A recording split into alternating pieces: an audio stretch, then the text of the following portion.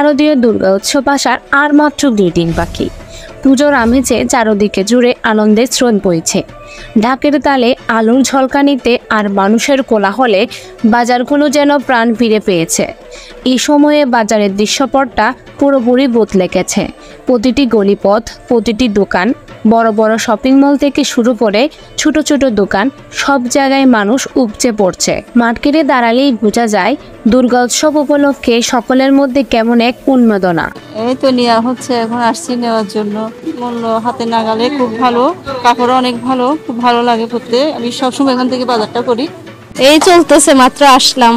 বাচ্চাদের জন্য হয়েছে, এখন বড়দের জন্য দেখছি।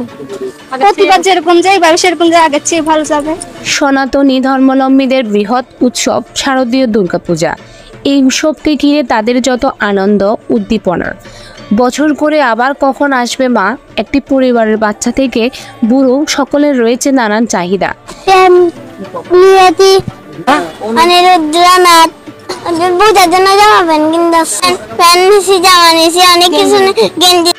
কে কোন পোশাক নিবে তা নিয়ে চলে প্রতিযোগিতা।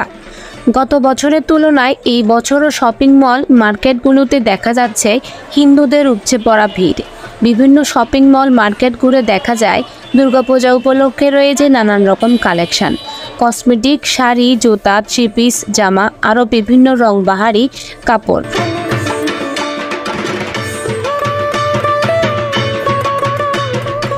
দোকান মালিকদের সাথে কথা বলে জানা যায় গত বছরের তুলনায় এই বছর মোটামুটি বেচা বিক্রি ভালো। ক্রেতাদের রয়েছে মোটামুটি চাহিদা। বাজেটের মধ্যে যে যার মতো করে শপিং করছেন। আচ্ছা, চাহিদা মোটামুটি ভাবে মানুষের ক্রয়ের ক্ষমতার ভিতরে আছে, চাহিদা ভালো আছে। ক্রয় বিক্রেতা অভিপক্ষে মোটামুটি ভাবে চলতেছে, আমার দোকান হিসাবে চলতেছে, আমরা করতেছি। কসমেটিক, কাপড়, বিয়ে সাজানি, সবকিছু, গার্মেন্টস, অল আইটেম। ডিসকাউন্টে জুতাতে দিচ্ছি 10%, কাপড়ে 5%। কিছু কিছু প্রোডাক্টে আবার বেশিও দিই, যেগুলো প্রোডাক্টগুলো একটু দেখা গেল যে আগে হয়ে গেছে, এগুলো আমরা অনেক সময় ছাড় দিয়ে বিক্রি করে ফেলি।